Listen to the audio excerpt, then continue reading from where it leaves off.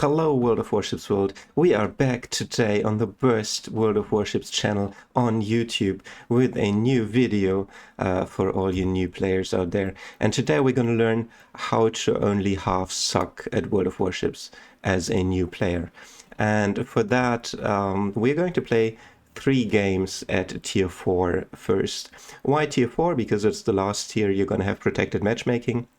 Obviously, we're not going to be in protected matchmaking today because we have a few too many battles for that, but that's besides the point. So we are still going to fight bots, most likely, and to make sure I have a higher chance of winning, I brought my friend Equivoke. You should definitely check out his Twitch stream. You can see how the name is spelled here, and you're probably going to see in game when the kill messages pop up. So I'll also link it in the description. You can tune in and learn more there, obviously. But for now, we're just going to play a couple of games. Tier 4, obviously only tech tree ships, because I'm going to assume as a new player you're not going to have any premiums. So completely randomly and for no particular reason, I'm going to jump into this Tier 4 destroyer, which is the Clemson. Why do I pick the Clemson? Because, well, it's a very strong ship, right? It's a tech tree destroyer, but at Tier 4, it is probably the strongest Tier 4 destroyer in the entire game. Premiums and tech tree included. But yeah, we are going to play tech tree ships exclusively. And now that I've talked so much, hello Equi, how are you doing? Hello.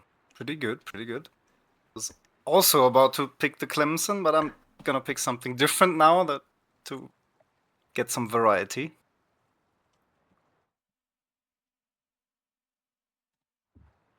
But yeah, Clemson is very powerful. Yeah, so the idea, like what I'm going to do here is I'm going to explain why I do what I do, or at least I'm going to try to. Um, Obviously, you're not going to have a 19-point captain as a new player, but I would argue that's not really necessary at Tier 4. I just happen to have so many United States captains. What is necessary, though, is obviously you want to upgrade your ship. Clemson, by the way, the only ship where the gun upgrade has priority. On all other ships, you want to upgrade the hull first, because it gives you additional health, additional rudder shift, and sometimes other stuff as well. But on Clemson, the gun upgrade literally doubles your firepower, because instead of single mounted guns, you have double mounts or dual mounts. So yeah, on Clemson, there's a case to be made for the gun upgrade first, and then the hull, and then the other stuff. Yeah, so let's see what we can find here. A random battle, obviously, because random battle is going to give you better rewards than co-op battle, at least per game, that is. Not necessarily per minute played, but definitely per game. So what we expected, we can see there's a lot of bots here. The guys with the colons in front and at the end of their names, those guys are bots. What you want to do when you load into battle is you want to have this screen, the team members. You want to see what ships are on the enemy team, and with time you will learn which of those ships pose a threat and which don't. And obviously, if they are a threat at certain ranges, if maybe they are no threat at all. So what we can see here, Kaiser, not really a threat, probably. He's also the only battleship. Karlsruhe, in theory dangerous, but it's a bot. Duguay-Trouin, it's a bit annoying because he can run away from us.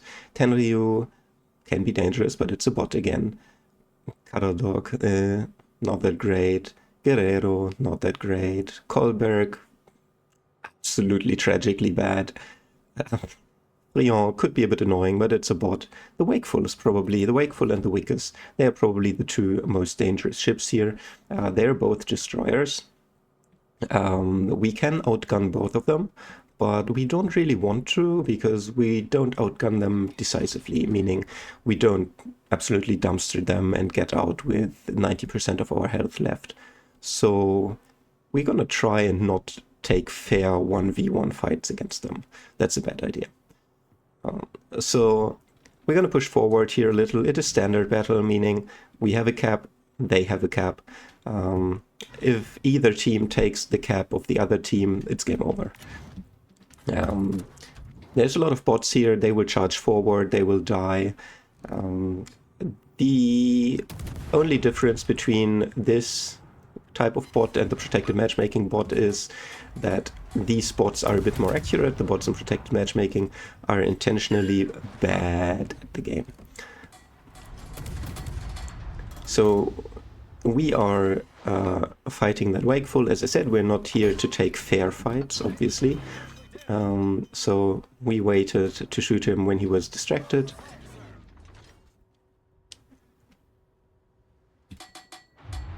Where we spotted, apparently this island doesn't block line of sight. Oh well, it's the Karodok behind us probably. Yeah. Tenryu, whatever. So we don't charge in, right? We could, obviously, but it's dangerous. He has a Kolberg there, there's that Karodok, there's also the Wickers. We never want to charge in. Charging in is a bad idea. And obviously we don't want to take fair fights, ever. If at all possible, we only want to take fights when we have a clear advantage. That doesn't mean you should avoid fighting at all costs, but if you have the choice, only take the advantageous fights. There's no being cowardly or whatever. There's playing smartly and there's playing stupidly. And being brave and charging in is usually a stupid thing. As you could see there, that Karodok just learned about what an Orion, a battleship, can do. We are a destroyer here, or a DD for short. And our role, presumably, is we want to fight the battleships, we want to torpedo them, but at these low tiers that's not really feasible in many cases. We have a torpedo range of 5.5 kilometers, so we are not going to go and torp battleships. As a Clemson in particular, we're a gunboat, so we are going to use our guns mostly and our torpedoes only in very few select situations where we can. So we didn't do much here, but our Orion behind us just annihilated a couple enemy ships. We are here to... Oh, the Wickers is there, interesting. We're here to not lose this flag, basically. We don't have to do any heroics, we just have to not die stupidly, right? That's our thing. Preferably. So we are going to launch torps at that guy, because why not? I hit the Wickers pretty well. That's good. So we ate a torp there, that was a bit unnecessary, but it's okay. We're gonna kill him. And we're gonna die. Yep, that's fine.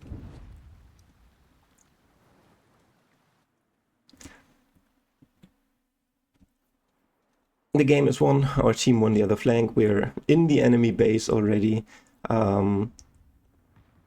Our flank is basically a draw. There's only the Wickers here. There's the Duguay-Trouin here, both of which are humans, obviously. There is no more bots alive. That is to be expected at this stage of the game.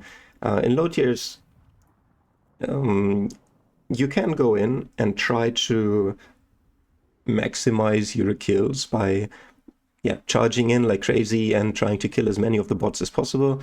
That is certainly a strategy, but in reality what it's going to lead to is that you are going to die because the bots are still going to damage you, and you're going to take damage from the humans that are going to focus you. And yeah, you're going to get a kill or two or maybe three, but then you're dead. And you're a human, and as a human player, you're very valuable in these games. So it is good for your personal stats, but I would not necessarily advise you do that because, yeah, the enemy humans are still going to be alive and unharmed, and they are going to murder all your bots and win the game. And you really want to win the game. You don't want to lose, because your rewards and thus your grind is going to be much better when you win the games. Also, while we're here, as you can see, my minimap is not quite as big as it could be.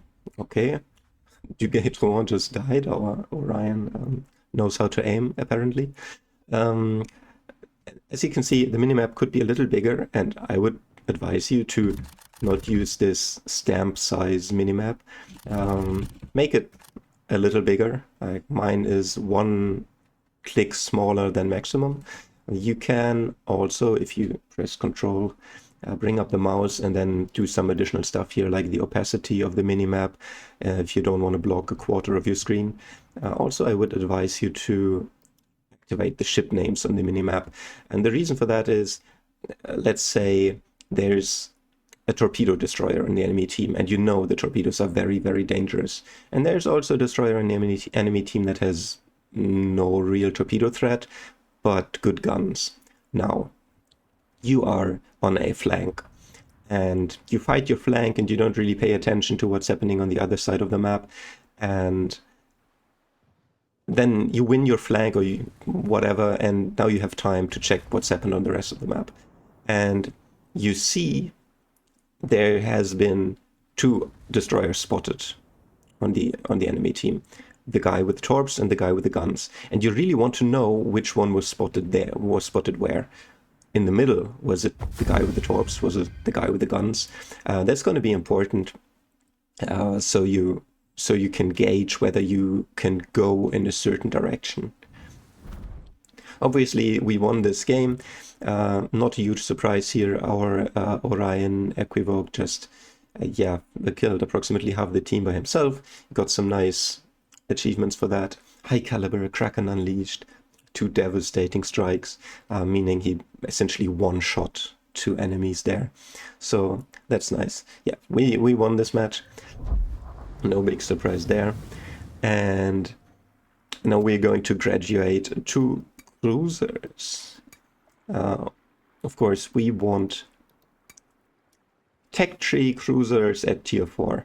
And honestly, I don't really play Tech Tree cruisers at tier 4. I have no idea what's good here. So I will randomly jump into the Svetlana. You can see I have none of those cruisers set as a primary ship, which you can do right click, set as primary ship, and then it'll have one of those green ribbons. But if you're new to the game, that's probably irrelevant for you. So I'm going to play a Svetlana. For the purpose of this video, all my ships are going to have a detonation flag, so my game doesn't randomly end 30 seconds in. As a new player, you probably don't want to run any flags because they're super fucking expensive, and you cannot afford to sustain running flags all the time. They will improve your ship's performance somewhat, but it is not strictly necessary. I will also not run any boosters. Those would clearly, like, they would speed up my progress, but I don't have to because I have the subsequent ship already, so it's not necessary anymore. And I would advise you use your boosters with a purpose, right? So you want to really grind from one ship to the next. Why not use your blue booster? But I would also advise to only do it when your ship is fully upgraded, like when you have all the other modules here researched and installed, and preferably also these ones, because otherwise your ship's performance is going to suck. And yeah, why would you do that to yourself, right? You're going to play a stock ship without the good upgrades, and obviously your performance is going to be shit, and you're going to sacrifice a valuable booster for that. So, yeah, don't do that. Wait until you have the ship fully built up, kitted out, and then maybe use a blue booster and try to win a game.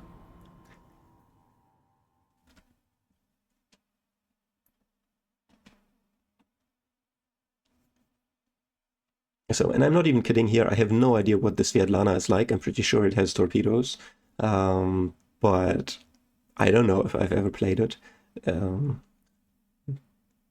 Pretty sure I haven't played it much. If I have,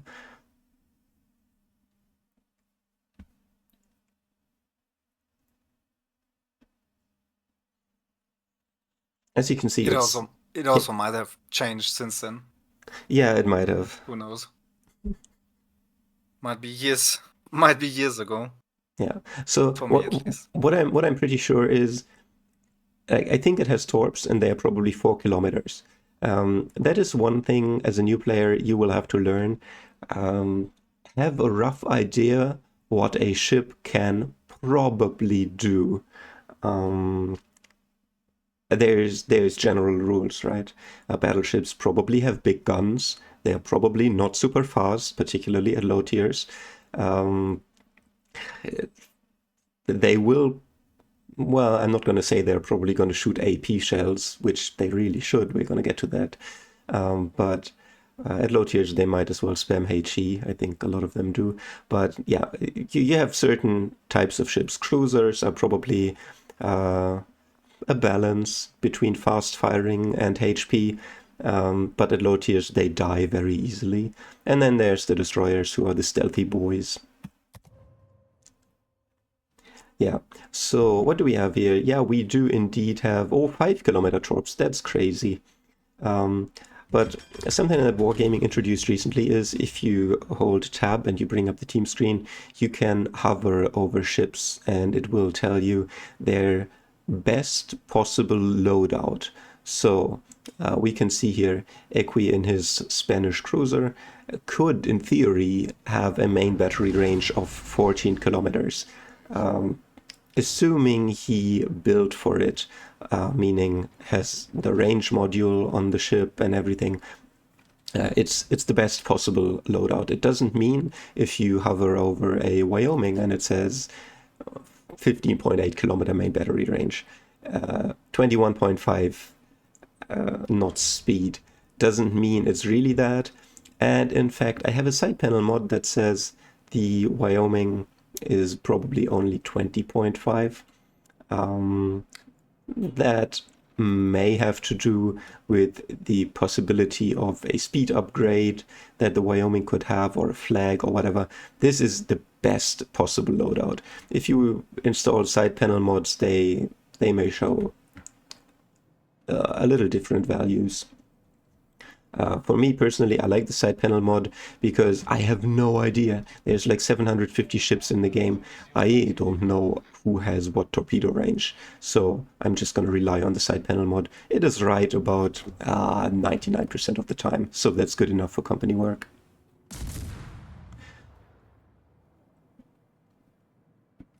On this map, what you're often going to see is that the aircraft carriers of both teams, if there are any, are going to this area and that area. And on the eastern side, that is kind of dangerous because people might rush through the middle and kill the aircraft carrier. We don't want that. So what you see here is I'm showing full broadside to that Wyoming over there, which no sane person would ever do if that was a human, but in this particular case, I'm going to rely on the fact it's a bot, like my knowledge that it's a bot, so he's probably not going to do anything to me. Our bot won the bot battle in the cap, supported by us, of course. There's only one destroyer per team, and our destroyer is up there, the Isokaze. The enemy team also has an Isokaze, and that means the caps are going to be difficult to take. Okay, now someone's looking at us. That is most likely the Wyoming. And we don't want to show broadside to him anymore because he can just one-shot us, right? It's a bot, but it's not protected matchmaking bots, meaning these ones have better aim. Okay, just as to say that he proves me wrong, but trust me, they do have better aim than the protected matchmaking bots. But yeah, we don't want to show full broadside. He could one-shot us. He could one-shot us through the stern as well, but it's much less likely. So we are going to kite away, meaning like flying a kite. We control the engagement. We control how far that ship is away from us, just like we would with a kite. We are faster than him, not by much, but a little. So we can run away from him. He goes like 20 knots. That's a rule of thumb. And we're going to shoot HE at him. Why HE? Like if you look at the shells, AP does 2.5k damage, HE only 1.9. Why would we shoot HE? Well, because AP shells will probably not do much. They can either hit his superstructure, which is the only part of his ship that they can penetrate. He does. But if we hit like his bow or his guns, they will just bounce off because he has good armor and our shells are not strong enough to penetrate that. So we shoot him with HE that can also penetrate the superstructure and maybe set a fire as well. And that is basically what we want. Now, we have won our flank here. The battleship that pushed in menacingly, we've killed that. Everything else is also dead. The Yubari is running away. And now we're going to go towards the cap. We're going to take the C cap. For the first time, we're going to see how fast our ship can really go. Obviously, we could press the H key on our keyboard and find out it goes 29 knots. That's crazy. Like, holy shit. Apparently, we have 130mm guns. That is not good. But it's good enough to set fires. We have hydroacoustic search, which is very nice quality of life. So if you're going to engage a destroyer, which for now we are not going to do because the Izukaze is so far away, but if you do engage a destroyer, you should probably use your hydroacoustic search because it is going to show incoming torpedoes and gives you more time to dodge them or eat them anyway because you're kind of fixated on the incoming torp. Happens to everyone. So the enemy team, they still have 3 players here. Okay, I lied. They have 2 players here. A division. So these people are probably on voice, like Equi and I are, and they are probably coordinating to some degree. So always be mindful of that. Also, always keep in mind divisions spawn together. So in this particular case, it was the Izukaze, the only enemy destroyer in a division with the Cerveza and the Phoenix. So you're probably not going to spot the Izukaze because it's very stealthy and very small.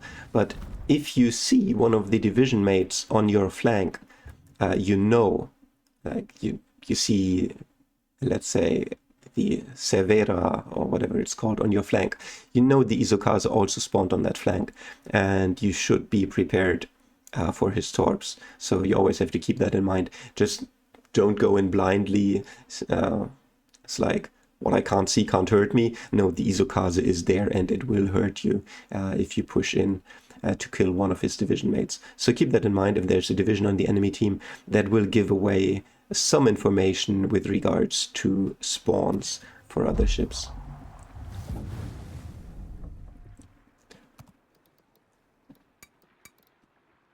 A tier 4 battleships. So I don't even have that many. You can never go wrong with Russians. So if we look at this Kangut, for example, and you can see the armor layout is here. You can see that this is all very well armored. 38mm deck. 75 sides, 127. There's a tiny little bit of 25, and there's 19 aft end. What this means is essentially all cruisers shooting you with HE, the only chance they have to actually pen your armor with HE is back there, and even then it's not guaranteed. It depends on the caliber, how much pen they have, and many of the cruisers cannot even pen this. The only part of their ship that they can pen is the funnel. So this Gangut, this ship, is very resilient to cruiser HE spam. That's something you can see in the armor viewer. But I think we're going to play we played the Orion before. That's going to put too much pressure on us. Let's play this ship. I don't think I've ever played it before. It's the Dante Alighieri of the Regia Marina. Our Captain Carlo here, he has 3 points. Great. We're going to take this and that. Why are we going to take this? Because, why not? It's low tiers. We might eat a random torpedo or something, and we don't want to be incapacitated. And why this? Don't do that. It's a me thing. You would probably be better off taking the turret traverse skill, but I want this. As I said, don't do it. It's just I want to do it because I want to know how many ships are aiming at me. It is objectively a bad choice, but I'm lazy and I run it on every single ship that I can run it on, which is the destroyers, cruisers, battleships.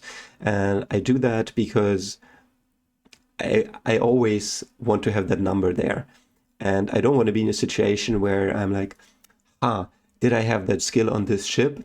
It doesn't say that I'm being targeted, but maybe I don't have the skill on this particular ship. So I just take the skill on every single ship and I'm done with it. For optimal performance, you don't want to do that, but I want to do that. In general, if you're unsure how to build your captains or how to build your ships, I suggest you join the official World of Warships Discord. There's a gameplay help channel there, and the people who live in there, the ones with the blue usernames, they are kind of demigods of the game. If you ask a question, they will help you.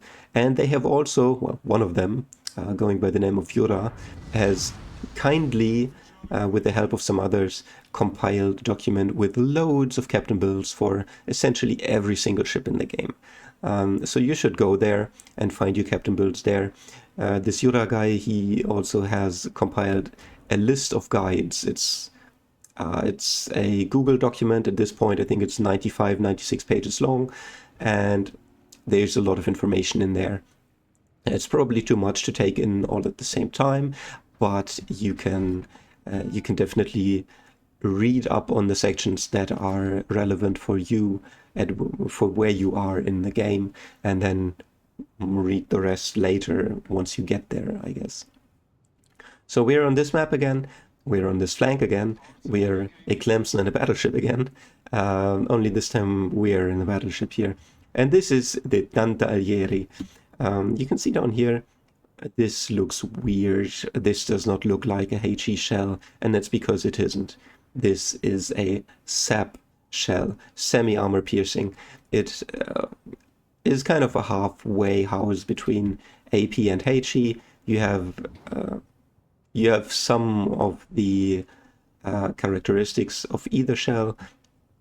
You cannot set fires. You can slap ships at more oblique angles, which is nice, provided you hit them. We're going to try to hit that wakeful there, and don't be surprised if we don't hit it at all, because these Italian ships... Oh, we hit it, that's nice. These Italian battleships, they're famous for having terrible accuracy. But at least you have many guns, right? The ship has 12 guns, which for a tier 4 battleship, it's okay. It's pretty decent. At these low tiers, ships of all nations are very similar. So each line in the game has some sort of quirk, some sort of gimmick, or most of them do anyway. But those only start being a thing later in the line, right? You're not going to have all those gimmicks off the get-go because it's probably going to be too much for you to take in. So the gimmicks start later, once you've been acquainted yourself with the general characteristics of the ships. How fast do they go? How accurate are they? How survivable are they in certain situations? So as you can see here, for example, that König there, he will absolutely slap us silly. So the only reason why we go here is because we have a Clemson there, and the Clemson is probably going to protect us to some degree. The König is a German battleship. You cannot hit its citadel, and you really want to hit the citadel of other ships because that's going to do the damage listed down here in the shell. 7,850 for the sap shells. That's only going to happen if you hit a citadel. Okay, let's wait if that guy eats another torp. Yes, he does, so there's no point in shooting him again. We're going to shoot that guy.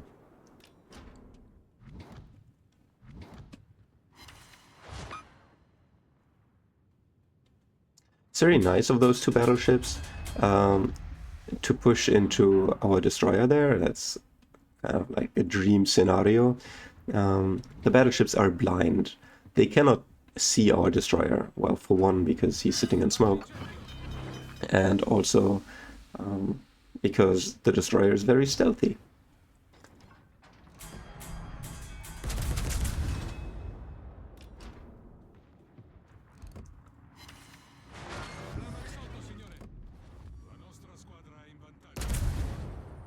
So that guy in the middle, he's gonna die because he's in a crossfire between that Congo and myself. These people up here, they really can't do anything because, well, we have the destroyer there, I am here. At this point, you always have to ask yourself, what is happening in the game and what could jeopardize my win in the game when I'm ahead. And the only thing that could jeopardize a win at this point is this Isokaze. Well, not for much longer because he's going to die.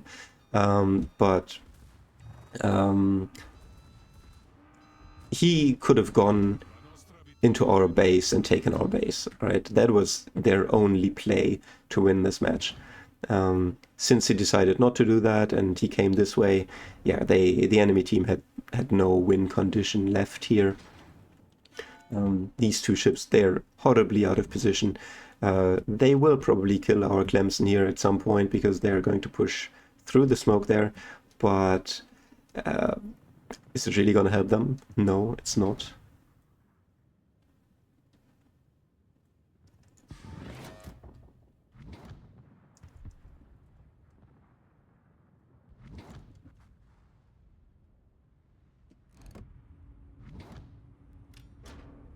So we have AP loaded.